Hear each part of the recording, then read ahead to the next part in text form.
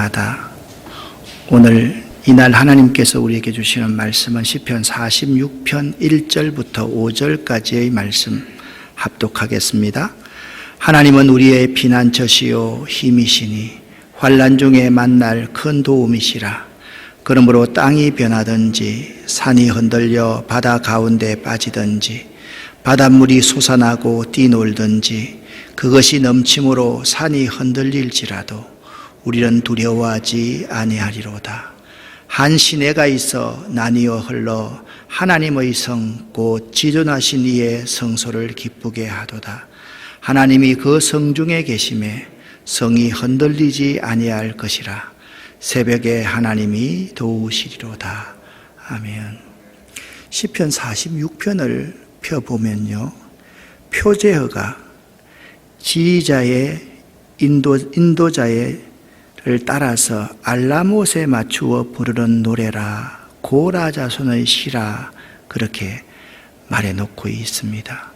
알라못이라는 뜻은 소녀들, 어린 여인들이라는 뜻으로 시편에서 여기에만 단 한 번 사용된 단어입니다. 알라못은 음악 연주에 관한 용어로 여겨지는데 아마도 젊은 여인 소프라노 목소리와 소년의 가성을 가리키는 듯합니다. 역대상 15장 20절에서는 이 단어를 음력하여 알라못에 맞추어 현악기를 연주했다라고 기술하고 있습니다. 그래서 이 시편 46편은요, 성가대 지휘자의 인도에 따라서 아주 목소리가 아리따운 여인들이 높은 소리로 불렀던 기쁨의 찬송시, 그것이 시편 46편이다라고 생각하시면 되겠습니다. 시편 46편은 47편, 48편과 더불어서 동일한 배경 아래 기록되어졌습니다. 열왕기하 18장, 19장에 보면 아수르의 왕 사네립이 유다를 침공해 왔습니다. 온 나라가 유린을 당하고요, 성전과 왕궁의 보물창고에 있는 모든 은을 다 내주어야만 했던 국가적인 위기 상황을 그 배경으로 하고 있습니다. 시편 46편은요, 젊은이들 사이에, 찬양하는 사람들 사이에서 이 찬송으로 매우 유명한 시편입니다. 이 찬송을 같이 한번 들어보겠습니다.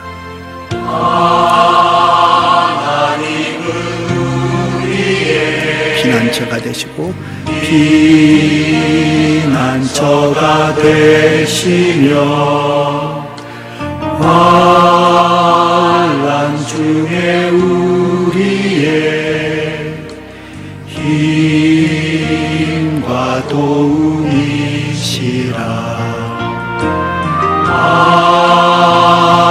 하나님은 우리의 피난처가 되시며 환난 중에 우리의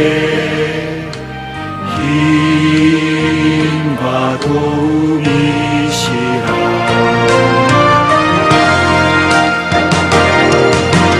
너희는 가만히 있어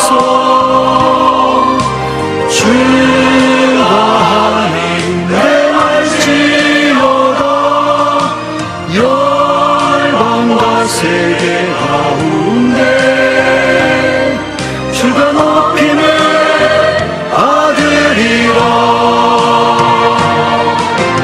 너희는 가만히 있어 주가 하나님 내 말지어다. 열방과 세계 가운데 주가 높임을 받으리라. 전반절 부분은 우리가 잘 모르는데, 너희는 가만히 있어 주가 하나님 내 말지어다. 이 부분은 우리가 많이 익숙하게 들어온 찬양입니다.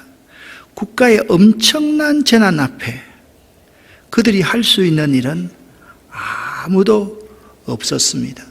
그때 하나님께서 그 백성 가운데 말씀하셨습니다.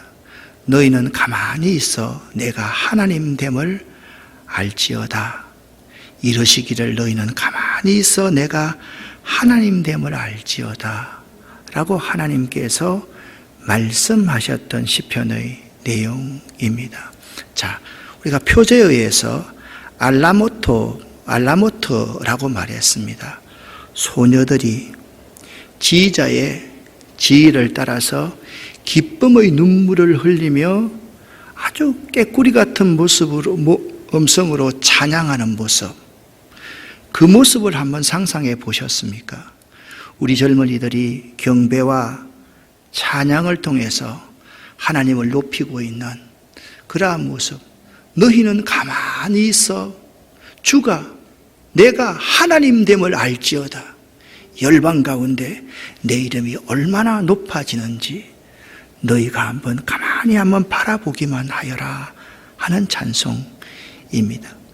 지금 시인은요, 그 감격의 찬양을 하나님 앞에 드리는 순간이었습니다. 1절에 이렇게 고백합니다. 하나님은 우리의 피난처시요 힘이시니 환난 중에 만날 큰 도움이시라.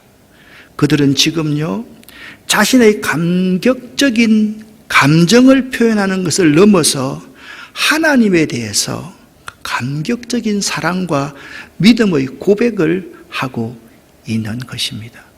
시편 46편은 1절부터 11절까지 되어 있는데요, 7절과 11절에서 토시 하나 틀리지 않고 만군의 여호와께서 우리와 함께 하시니 야곱의 하나님은 우리의 피난처시로다 셀라로 동일한 문장을 그대로 배치해 놓고 있는 모습을 볼 수가 있습니다.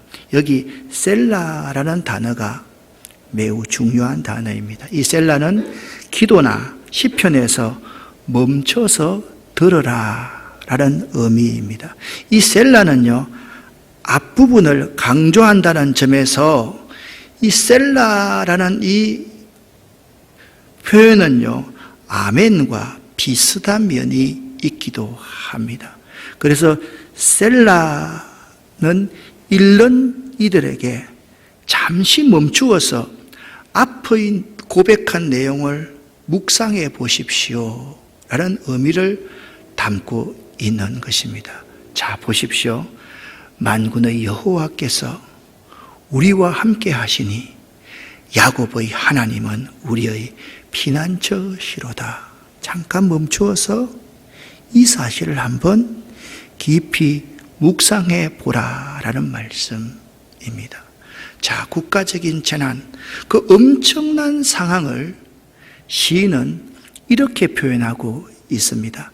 땅이 변하든지, 산이 흔들려 바다 가운데 빠지든지, 바닷물이 솟아나고 뛰놀든지, 그것이 넘침으로 산이 흔들리든지, 그리고 나라들이 떨며 왕국들마다 흔들린다라고 그 엄청난 상황을 이렇게 표현하고 있는 것입니다. 여러분, 삶이 한 번도 흔들리지 않는 사람은 없을 것입니다. 우리의 삶은 늘 흔들립니다. 마치 롤러코스터를 탄 것과 같습니다. 인생에 큰 어려움이 닥쳤을 때 우린 아무것도 선택할 수가 없습니다. 내가 주도할 수 있는 것이 아무것도 없습니다. 인생에서 불행이나 고통이 있고 비극적인 사건과 사고가 발생하는 것은 우리가 선택한 것이 아닙니다. 그리고 이런 일은 갑자기 일어납니다. 우리가 대비할 수도 없습니다. 만약 부분적으로 대비했다 할지라도 큰 사건이나 어려움이 닥치면 우리가 대비한 것은 아무 소용이 없다라는 사실을 깨닫게 됩니다. 이처럼 불행과 고통, 사건과 사고는 예고 없이 갑자기 우리 가운데 발생합니다. 우리의 계획과 의지와 상관없이 일어납니다. 지금 우리 주변에 일어나고 있는 이러한 일련의 일들이 우리의 계획과 의지와는 상관이 없지 않습니까? 아무리 과학이 발달하고 의술이 발달한다 할지라도 이것들을 우리 사람들이 제어할 수가 없는 상황이 지금 우리의 상황입니다. 그런데 우리가 인생을 살다 보면 내가 당하는 어려운 고비 때마다 그때는 잘 모릅니다. 그런데 하나님이 거기 계시더라는 거예요. 전혀 도움을 받을 수 있는 상황이 아닌데 이렇게 황망하게 교회 예배가 이렇게 2년여 동안 무너질 줄 어떻게 우리가 알았겠습니까? 그런데 있잖아요. 한쪽에서 무너지니까 외국에서 온라인으로 이 설교를 듣고 같이 은혜를 나누는 사람도 또 생깁니다. 그렇습니다. 우리가 당하는 어려운 고비 때마다 하나님은 항상 거기 계셨습니다. 거기 계십니다. 앞으로도 거기 계실 것입니다. 1절 말씀을 보면요. 1절 말씀을 공동 번역으로 보면 오늘 설교의 제목을 여기에서 따왔습니다. 하나님은 우리의 힘, 하나님은 우리의 피난처, 어려운 고비 때마다 항상 하나님이 우리를 구해 주셨습니다. 그렇습니다. 하나님은 내가 당하는 어려운 고비 때마다 항상 나를 구해 주셨습니다. 셀라라고 하면 한번 멈춰서 생각해보고 묵상하는 거예요. 하나님은 내 인생의 어려움을 당하는 그 고비고비마다 거기 계셔서 나를 도와주셨습니다. 나를 구원해 주셨습니다. 라고 고백할 수 있는 것입니다. 이제 오늘 우리에게 주시는 하나님의 말씀 속으로 함께 들어가 보기를 원합니다. 1절 말씀을 읽었지 않습니까? 여기 피난처라는 히브리어는 마으세라는 단어입니다. 위험과 재난, 근심이나 구전 일들 가운데서 하나님의 보호하심과 돌보심을 나타내는 단어가 피난처라는 단어입니다. 그런데 좀 이상합니다. 하나님은 나의 피난처가 되시니라고 고백하지 않고 시편 46편의 기자는 하나님은 우리의 피난처라고 그렇게 고백한다라는 것입니다. 그래서 이 시편 46편, 47편, 48편은 개인의 고백을 넘어선 공동체의 고백이고 온 인류와 민족의 고백이다. 그렇게 말할 수가 있습니다. 어려움을 당할 때 개인만 벗어나려는 공동체는 망하여서 역사의 무대에서 사라집니다. 어려움을 당할 때 공동체가 함께 고백하는 민족은 항상 역사의 주인공이 되고 역사를 주도하게 되어 있습니다. 사랑하는 여러분, 지금 공동체의 고백이 참으로 필요한 시점입니다. 하나님은 우리의 피난처이시오. 아멘. 하나님은 우리의 힘이십니다. 아멘. 하나님은 우리의 큰 도움이 되십니다. 아멘. 지금 이 시점이 공동체의 고백이 필요한 시점인 것입니다. 이 시점에서 나만 살겠다고, 나만 구원받겠다고 하면 우리 모두가 다 역사의 무대에서 사라질 수 있음을 알아야만 됩니다. 우리 인생길에 피난처가 필요하지 않는 사람은 아무도 없을 것입니다. 이 최적의 피난처는 하나님이십니다. 그분의 보호하심을 경험한 사람들이라면 반드시 그분을 피난처로 여길 수밖에 없습니다. 우리 인생길에서 폭우가 쏟아져서 비를 맞지 않기 위해서는 우산으로 감당할 수 없어서 피해야 할 때가 있습니다. 또 폭우가 쏟아져도요, 우산을 쓰고 갈 수는 있는데 폭우에 강력한 바람이 불면 자신이 날아갈 정도일 때는 그 바람이 잦아들 때까지 피해야만 하는 것입니다. 그 피난처가 하나님 한 분밖에 없다라는 것입니다. 우리 인생길에서 어떤 도움이 절박하게 필요할 때 도움을 줄 수 있는 사람이 거기 있을 이유가 전혀 없는데, 그런데 도움을 줄 수 있는 사람이 바로 그 순간 거기에 있어서 우리는 이렇게 말합니다. 하나님께서 하셨습니다 라고 고백할 수밖에 없을 때가 있습니다. 그렇습니다. 전혀 예상하지도 못했고 또한 기대가 되지 않는 상황에서 꼭 필요한 일이 내게 일어날 때에 하나님께서 하셨다라고 설명할 수밖에 없을 때가 있습니다. 그것은 전부 하나님이 환난 중에 만나는 큰 도움이 되셨기 때문입니다. 오늘 성경은 그렇게 표현하고 있습니다. 하나님이 내가 환난을 당할 때 만났던 큰 도움이셨습니다 라고 고백하고 있는 것입니다. 2절과 3절 말씀을 보면 지금 시인은요, 엄청난 요동을 경험하고 있습니다. 산이 흔들려 바다 가운데 빠지고 바닷물이 솟아오르는 듯한 고통을 시인은 경험하고 있습니다. 사람의 힘으로는 감당할 수 없는 일이 시인의 삶에 일어난 것입니다. 이러한 일들을 겪으면 대부분의 사람들은 나는 도무지 감당할 수 없다고 두 손을 들고 회피하거나 피해버립니다. 인간적인 방법을 취합니다. 그런데 오늘 이 시인은 이렇게 고백을 하고 있습니다. 우리는 두려워하지 아니하리로다 라고 고백하고 있습니다.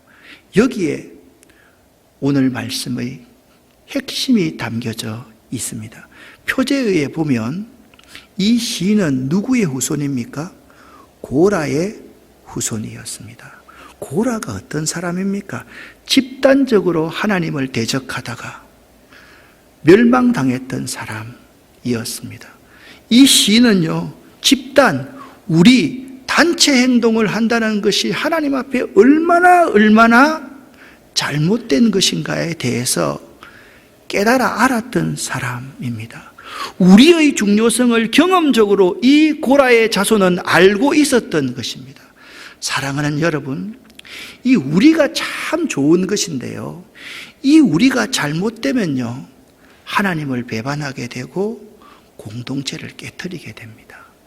이 우리를 바로, 우리의 의미를 바로 깨달아 알면 소망과 확신이 있는 믿음의 공동체가 됩니다. 믿음의 공동체를 만들어 갈 수가 있는 것입니다. 그래서 시인은 하나님은 우리의 피난처가 되십니다. 우리의 도움이 되십니다.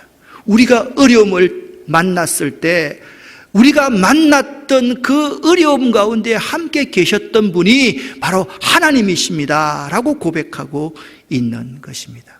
4절 말씀을 보면요, 한 시내가 있어 나뉘어 흘러 하나님의 성 곧 지조다신 이의 성소를 기쁘게 하도다 라고 말씀하고 있습니다. 여기 한 시내라는 히브리어 단어 나하르라는 단어는 연중 끊임없이 흐르는 물줄기를 가리킵니다. 그런데 실제 성소인 예루살렘에는요, 이와 같은 시내가 없었습니다. 그런데 이 하나님의 말씀인 성경은요, 하나님의 도성 이 예루살렘은 언제나 물기로 촉촉한 축복되고 평화롭고 부족함이 없는 곳으로 묘사하고 있습니다. 물가에 심기운 나무처럼 항상 가뭄에도 잎이 청청하고 열매를 맺는 곳으로 하나님의 성소에 대해서 묘사하고 있다라는 것입니다. 인생을 살면서 있잖아요, 세상에서 여러 가지 환난과 어려움을 당할 수가 있습니다. 그런데 믿음이 있는 사람은 세상으로부터 어떤 도움을 받지 못한다 할지라도 하나님의 은혜 하나만으로 충족해지는 것을 깨달아 알고 있는 사람입니다. 따라서 그들은요, 하나님의 도움이 마치 가느다란 물줄기와 같이 미약하게 보인다 할지라도 당장 자신들에게 뭔가 엄청난 도움을 안겨줄 것과 같은 이 세상의 힘보다 하나님을 의지함으로 평안과 기쁨을 얻게 되는 것입니다. 그래서 이 성소가 우리가 세상의 눈으로 볼 때는 메말라 있는 것 같지만 항상 촉촉히 흐르는 생명수가 이 성소 안에 가득하기 때문입니다. 그렇다고 한다면 왜 이 성소가 하나님의 생명수가 흐르는 곳일까요? 5절 말씀을 보면 이렇게 말씀하고 있습니다. 하나님이 그 성중에 계심에 성이 흔들리지 아니할 것이다 라고 말씀하고 있습니다. 하나님은 흔들리시는 분입니까? 흔들리지 아니하시는 분이십니까? 하나님은 결코 흔들리지 않으시는 분이십니다. 그 하나님이 그 성중에 계시기 때문에 성이 결코 흔들리지 아니할 것이라는 사실을 확고하게 이 시인은 믿고 있었던 것입니다. 그리고 오늘 이렇게 말씀합니다. 새벽에 하나님이 도우시리로다. 여러분, 이 말씀 많이 들었죠? 새벽 기도하시면 새벽에 하나님이 도와주십니다. 그렇게 적용해도 결코 틀리지는 않습니다. 그런데 이스라엘 백성들은요, 새벽에 하나님이 도우시리라는 이 고백은요, 믿음의 고백 가운데 가장 강력한 고백 가운데 하나입니다. 하나님의 도움이 새벽에 임한다는 것은 이 구약 성경에 자주 나타납니다. 이 하나님의 도움이 새벽에 임한다는 이 기대는 날마다 떠오르는 태양과 동틀 무렵에 하나님이 위대한 일을 많이 하셨거든요. 그것을 두 가지를 하나님이 항상 동일하게 떠오르는 태양처럼 이 민족을 비추고 계시며 새벽녘에 하나님의 위대한 일들을 하셨는데 출애굽기 14장 말씀을 보면요, 이스라엘 백성들이 모세의 영도하에 따라서 출애굽을 했습니다.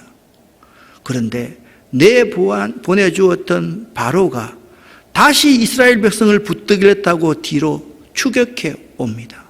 세계 최강의 군대입니다. 앞에는 홍해가 가로놓여 있었습니다. 진퇴양난이었습니다. 하나님께서 모세에게 명령합니다. 네 팔을 앞으로 내밀어라. 모세가 팔을 앞으로 내밀자 하나님께서 밤새도록 강한 동풍이 불게 하셔서 바닷물이 갈라지기 시작했습니다.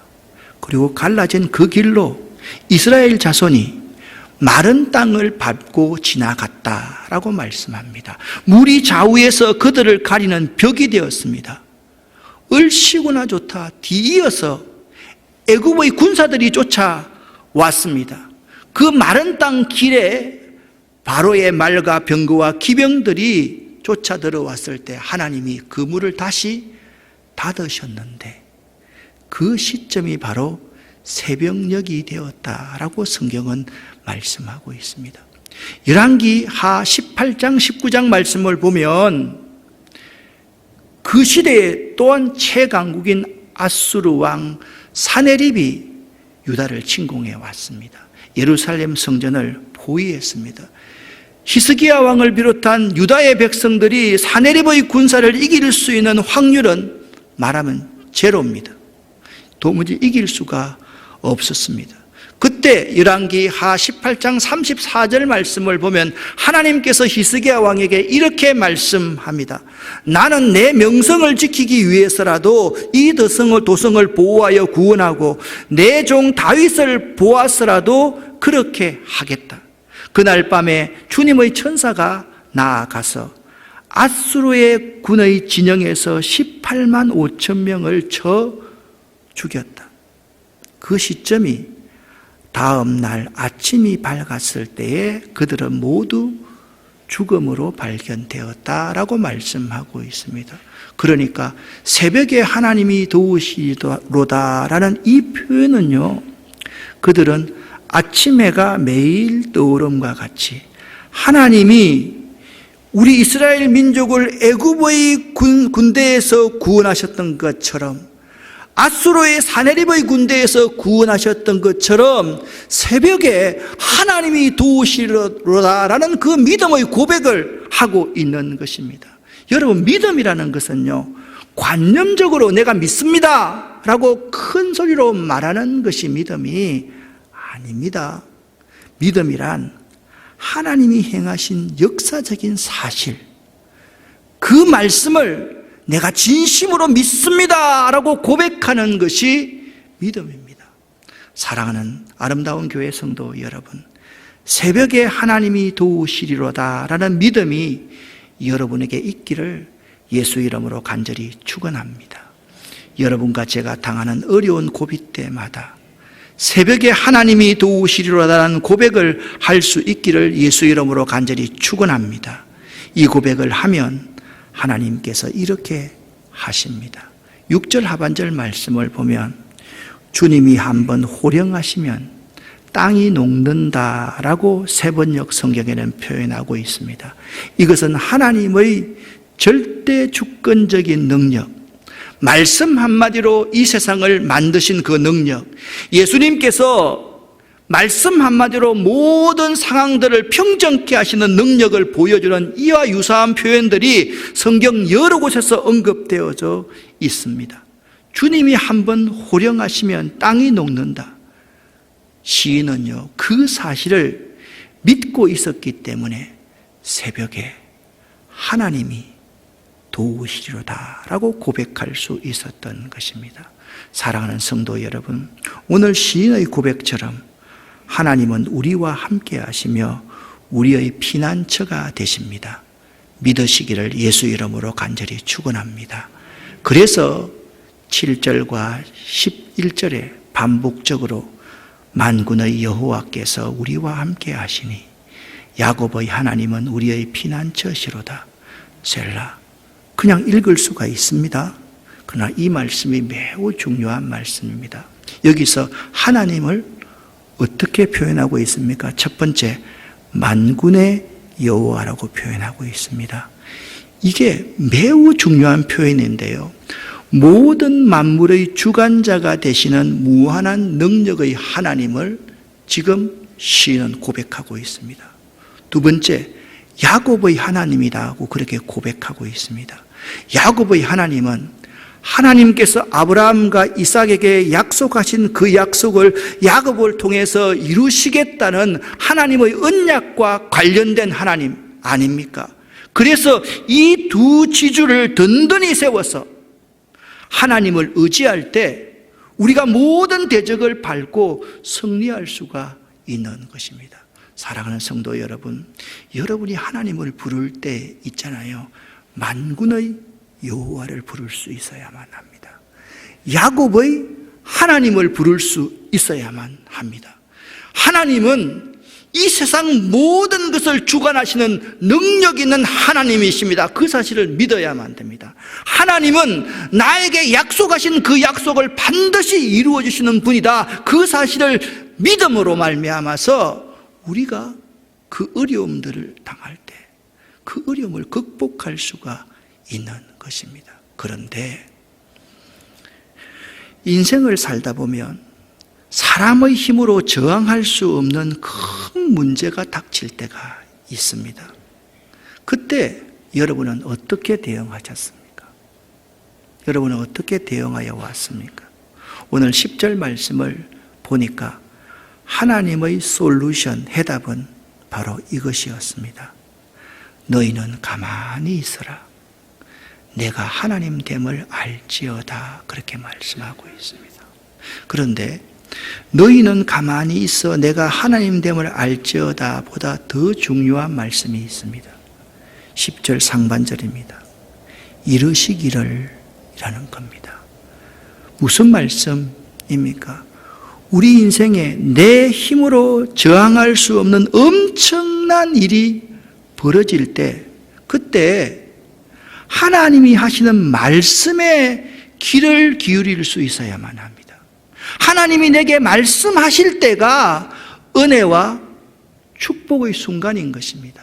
하나님께서 내게 말씀하실 때 아멘이라고 기쁨으로 받아들일 수 있을 때가 은혜와 축복의 순간입니다. 그런데 어리석은 자는 이때 하나님의 말씀을 듣지 않습니다. 지난 주일에 이런 말씀을 여러분과 함께 나누었지 않습니까? 하나님은 순진한 사람을 좋아하시며 완고한 자를 미워하신다. 순진한 사람은 어떤 사람이었습니까? 마음이 열려있는 자, 단순한 자, 무슨 말씀이든 믿으려고 하는 사람, 그 사람이 순진한 사람입니다. 사랑하는 여러분, 우리들이요, 어려움을 당해서 두려움을 느끼고 있을 때 다른 것은 하나도 도움이 되지 않습니다. 필요한 것은 이르시되 하나님의 말씀에 귀를 기울여야만 합니다. 그때 바로 하나님의 말씀이 절박하게 필요한 때인 것입니다. 평소에 하나님 말씀을 잘 들어야 합니다. 그리고 더 큰 문제가 일어났을 때에는 하나님의 말씀을 더욱더 명료하게 들을 수 있어야만 합니다. 그런데 어려움에 닥쳤을 때 성경 말씀이 귀에 들어오지 않습니다. 그리고 마음을 닫아버리니까 우리의 마음속에 하나님의 말씀이 새겨지지를 않습니다. 목사님의 설교를 들어도 말씀이 귀에 들어오지 않습니다. 눈앞에 일어난 문제가 매우 엄청나게 크기 때문에 문제에 압도되어 버립니다. 문제가 귀와 눈을 가려버렸습니다.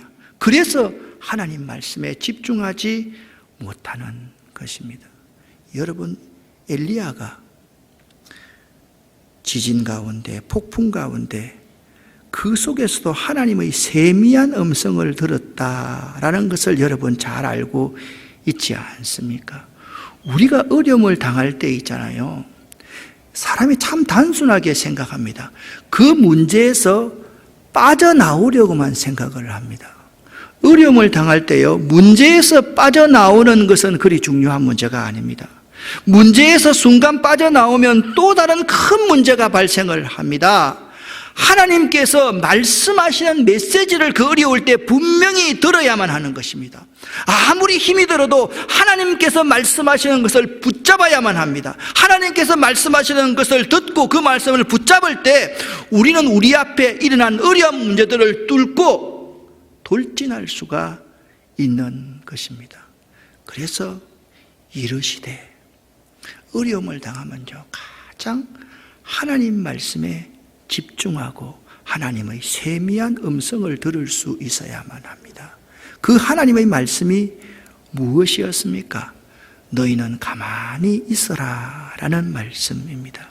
사람의 힘으로 저항할 수 없는 큰 문제가 닥쳤을 때 하나님의 답은 너희는 가만히 있어라, 조용히 하라 말씀하고 있습니다. 사랑하는 여러분, 어려움이 있을 때는 잠잠히 있어야만 합니다. 내가 일해야 할 때가 있고 하나님께서 일하실 때가 있기 때문입니다. 내가 일해야 할 때와 하나님께서 일하실 때를 분별할 줄 알아야만 하는 것입니다. 가만히 있으라는 것은 넋을 놓고 아무 일도 하지 마라는 말이 아닙니다. 하나님께 시선을 두라, 하나님과 눈을 맞추라라는 의미입니다. 오직 하나님만 바라볼 수밖에 없지 않습니까? 여러분, 홍해가 앞에 있고 애굽의 군대가 뒤에 추격해 오는데 하나님을 바라보지 않고 이길 수 있는 방법이 있습니까? 아수르의 사네립의 군대가 겹겹이 에워싸고 있는데 하나님을 바라보지 않고 이길 수 있는 방법이 있습니까?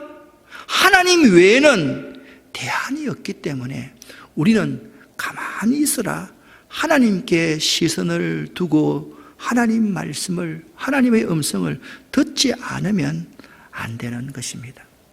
우리에게 모든 길이 막혔습니다. 이럴 때 하나님을 신뢰하고 하나님을 바라보아야만 합니다.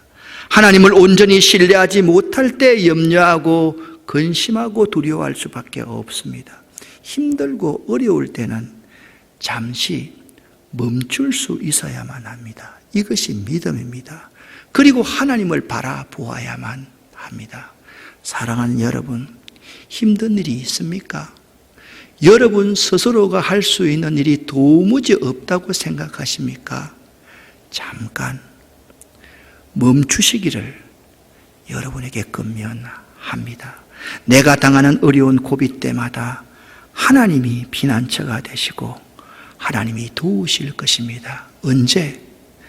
가만히 있어 하나님께 시선을 둘 때. 시편 46편 1절 말씀을 여러분과 제가 함께 읽겠습니다. 하나님은 우리의 피난처시요 힘이시니 환난 중에 만날 큰 도움이시라. 아멘. 10절 말씀을 함께 읽겠습니다. 이러시기를 너희는 가만히 있어 내가 하나님 됨을 알지어다. 내가 문나라 중에서 높임을 받으리라. 내가 세계 중에서 높임을 받으리라 하시도다. 아멘. 기도하겠습니다. 살아계신 하나님 아버지, 감사합니다. 하나님은 우리의 피난처가 되시며 환난 중에 우리의 힘과 도움이 되심을 믿습니다. 하나님 말씀에 집중할 수 있는 이 시기가 되기를 원합니다. 너희는 가만히 있어라. 그리고 주가 하나님 됨을 알지어다. 우리가 믿고 의뢰하는 하나님은 만군의 여호와이시고 야곱의 하나님임을 믿습니다. 이 믿음 가운데 거하는 저희가 되기를 원합니다. 예수 그리스도 이름으로 축복하고 감사드리며 간절히 기도드렸습니다. 아멘. 이 마음을 담고 시편 46편을 우리가 찬양으로 한번 표현을 해보기를 원합니다.